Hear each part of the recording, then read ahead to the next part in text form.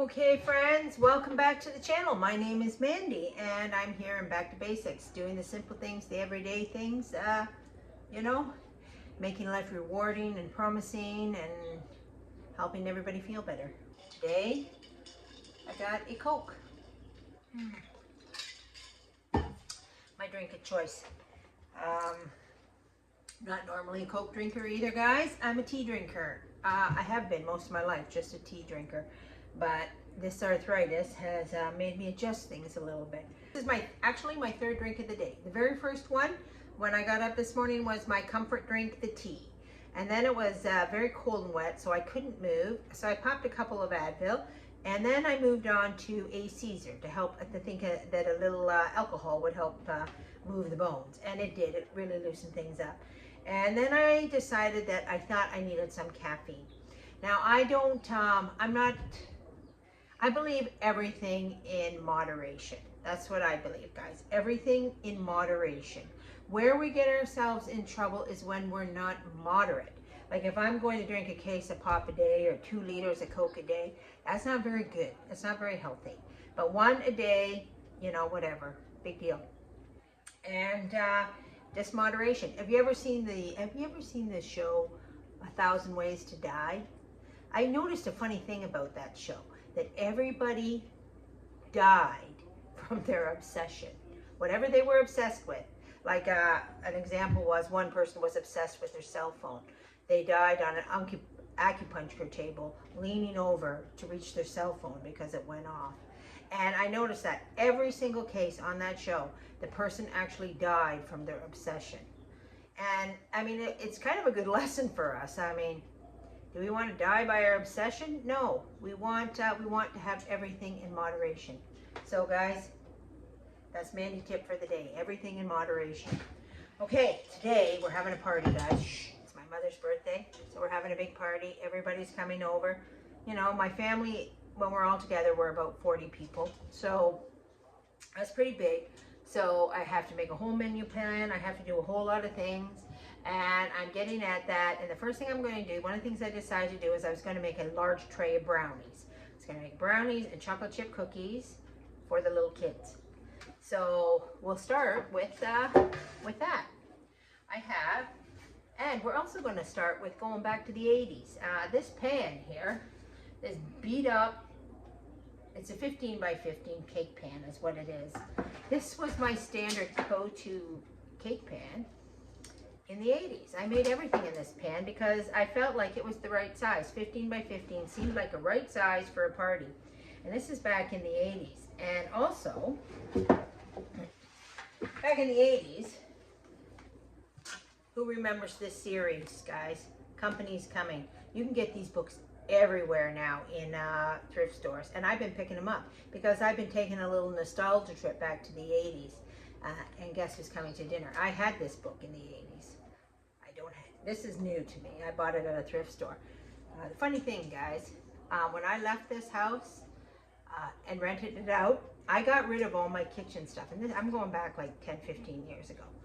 Because my kids were just getting married and they were having their own families. And I'm like, I'm done. I'm done being, the person that does all the work and, puts on all the spreads and makes all the dinners and all that stuff. They're married, they have children, they can carry on now. So I got rid of all my kitchen stuff. So the majority of the kitchen stuff that you see, very little of it, I hung on to. For some reason, I have this pan. I don't know why I hung on to this pan. It's extremely beat up. But I dug it out and I thought it's time to get the party pan back in action. I'm gonna get these brownies in the party pan. And I was thinking about, I just love this Company's Coming little collection. I was thinking I might start a series and I might go page by page and do every square in this book. I did tons of the squares back in the day in the 80s out of this book. It was very reliable and very good. And I thought, I think that would be fun. That would be fun if I did every single square page by page and tried them out and see how it went. What do you think, guys? Anyway, our brownie recipe out of that book calls for an 8 by 8 cake pan. This is a 15 by 15 cake pan. So I'm going to quadruple the recipe. It's going to make them probably a little higher than normal because 4 8x8s would be 16 by 16, and this is only 15 by 15. But we'll see how it goes. So we're going to start by getting my pan ready. Okay, no worries, guys. I scrubbed this pan up, even though it doesn't look like it. I don't know. It's probably been through the war. It's probably, how old am I? It's at least 40 years old, this pan. So that's not so bad. Okay. I'm going to actually just put a little butter along the sides. Using this parchment paper. I'm using this parchment paper so that butter will just stick there. That's just to make it stick so it doesn't go anywhere. All right, guys. Let's get our book out and let's read our instructions. I'm going to try not to mucky this book up. It's so nice. It's in such nice shape. So, in a small pan, melt butter and cocoa, stirring as it melts. Remove from heat. Okay, over to the stove we go. Calls for half a cup of butter, and I'm timesing by 4, and this is 2 cups. So times 4 at half a cup is 2 cups. So I'm just going to put this whole thing in here. I'm going to cut it up first. Let's turn it on to medium heat.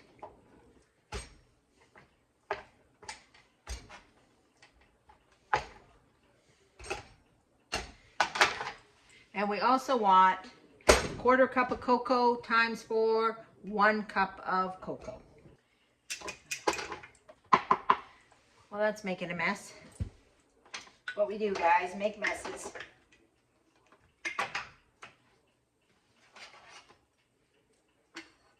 So 1 cup of cocoa in there. Now we're going to clean up this mess and just slowly melt this. Here we are. It's bubbling. Actually, got to shut it off. Okay, nice and melted. Perfect. Okay, so let's go over to the mixer. Instructions say, in a medium bowl, beat eggs until frothy. 2 eggs. And because we're quadrupling that, we're going to put in 4 eggs. Look at this. Can you see this cool shield? Guys, that was another Mother's Day present from Holly. She bought me another one of these, so if I'm doing a double job where I need to mix twice, I have one which she was doing at Easter. She was making these cheesecake things, and she said it'd be handy if you had another one of these, and I said yes, it would. So she went out and bought me one for Mother's Day, and this little slider thing to slide the ingredients. Haven't used it yet, so I'm looking forward to that. So let's beat until frothy. Okay, so I've been beating this for about 2 minutes. I think that's good and frosty enough. And we're going to shut it off, okay? So it was 1 cup of sugar. That equals, ooh, look at that. Ooh, that equals 4 cups of sugar because we're quadrupling. It was 3/4 a cup of flour, and that equals 3 cups of flour. So there we are. And 1/8 of a teaspoon of salt. We're prepared today, guys. I have everything all measured up. So that's 1 teaspoon of salt. And half a cup of chopped walnuts. I didn't have walnuts. I just had pecans, and I already chopped them. And I'm only going with 1 cup because, I don't know, I'm always really cheap on the nuts. They're so dang expensive. And I always, I always cut back a little bit. But I do like a nut in my brownie. So we'll just pour that on top. When you're baking, it's really good to follow the instructions. There's been plenty of recipes in my life that I've made so much I just know them off by heart and I just do them. But I haven't made brownies in a long time, I can tell you that, that's for sure. Stir. It didn't say beat, it said stir. So we'll just give this a nice little stir until it's incorporated. And then we'll call it a day. You never want to, with cakes and that kind of thing, you never want to over mix the flour. It makes your baked goods very tough, as a general rule. Generally, cakes, muffins, whatever, Very limited beating of the flour. I'm going to pour this in the pan and bake it. I don't think it gets any easier than this, guys. I don't know why I'm not baking brownies all the time.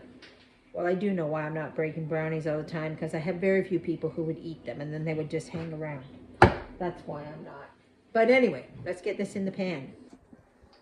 Now, I just wanted you to see what a brownie mixture looks like. It's very dense and chocolatey, right? It's not like a cake, and it's very mud pie-ish. Okay, here, let's put it in the...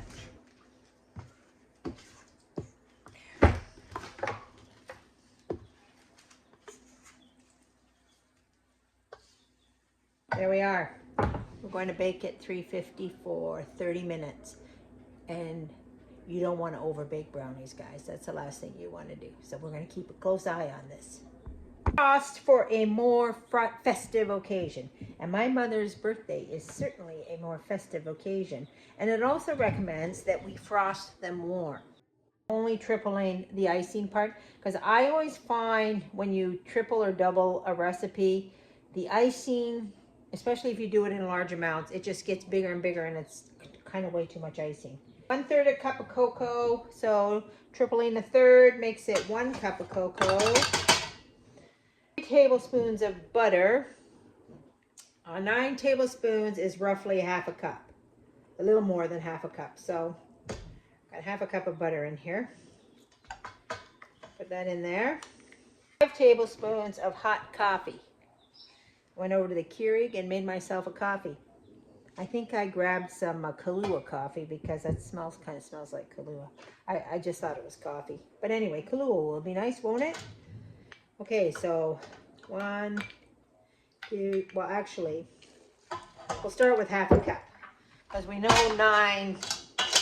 9 tablespoons is a little more than ½ a cup. Hey guys, I'm just giving this a high-powered beat.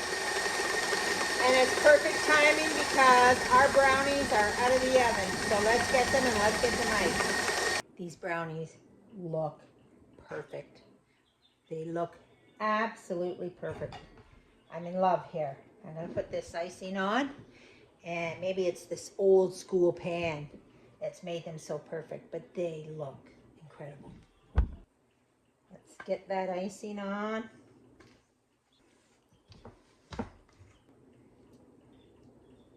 Look at me, guys. What a mess.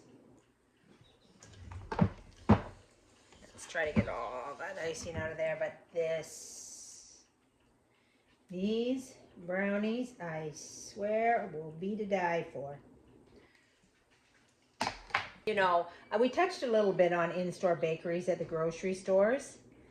They're not like this, guys.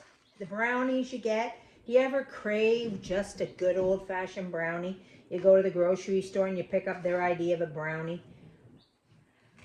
And you're left so, like, this is what I wanted? Don't think so.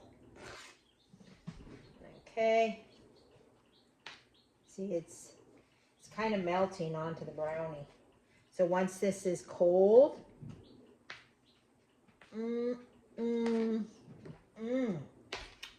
old-fashioned goodness. That's amazing. Okay, while this is still hot, I'm going to sprinkle some nuts on here. I'm going to grind these.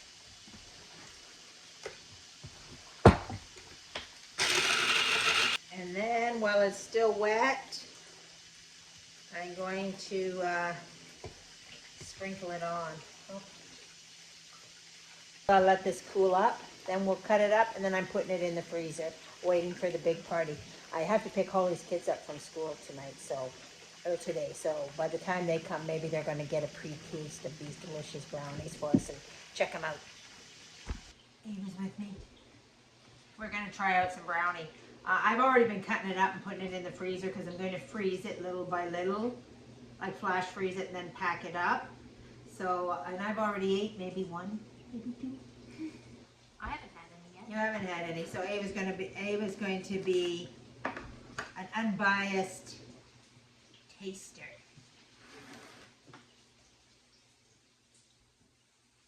That's good. Isn't that the best brownie? Does that maybe the best brownie you've ever had? Yeah. Normally, you have like the store-bought brownies. They're not as good as this one though. No. No, you know why? Because it's homemade. That's homemade, right? That's all natural. That's all the goodness. That's all Grandma's love, right in that little thing, right there. These are for Great Grandma's birthday party on Sunday, but we can. There's lots here, so we can sample one of two. All right, guys, that's it for today. That's it for the ultimate brownie. We'll see you guys next time on Back to Basics with Mandy and Ava. Ava. Sometime. See you later. Bye. Have a good day and God bless.